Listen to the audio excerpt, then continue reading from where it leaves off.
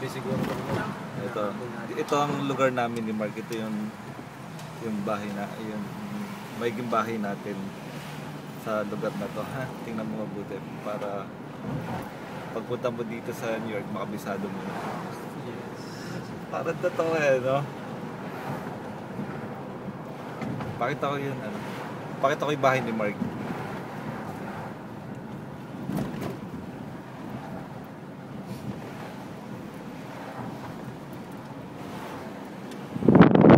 Ay, magiging mga neighborhood, natin.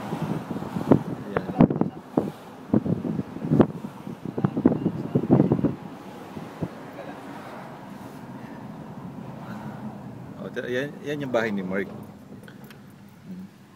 Yan. Wala pang tao. Wala pa si May Pakita mo taas. Yun yung kwarto niya. Sira nga lang. Luma na. Pakita mo yung tagiliran mo yan. Asan to aso mo? Sa likod siguro. Ganda ng bahay ni Mark no? Pagdating mo dito, babe, tatabi tayo sa kanya.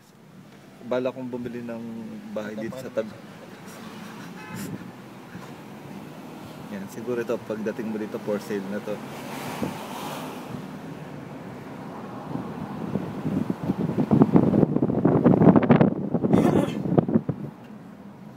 Yan, ito, dito naman kami nagbabasketball. Ismo tayo dito. Yan. Ayan, babe, ito yung gym na pinupuntahan ko. Kaya hindi ako nakakapag-YM saka yan. Yan ang gym, kaso sarado. Pakita mo yun, kita naman yata sa loob.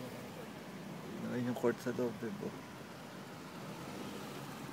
Kaso sarado Wednesday, Sunday pa uli kami. Yan, pwede dito pumasok sa yung mga bata. School yan School ba to? O nga pala no. Yan. Ginagawa nga. Ito pa yung pag napunta kayo dito mag-aaral ng mga bata. Joke.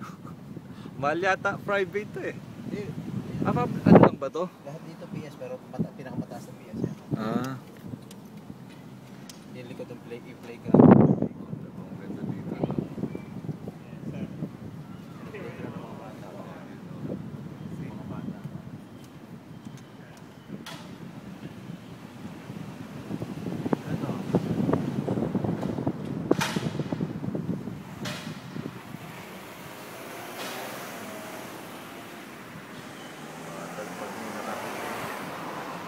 Ito ng bahay. Makakuha ka pa ng sabi na yun. Gawin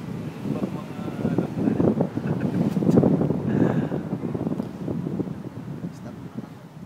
Yan. CR dito. Yan ang gusto.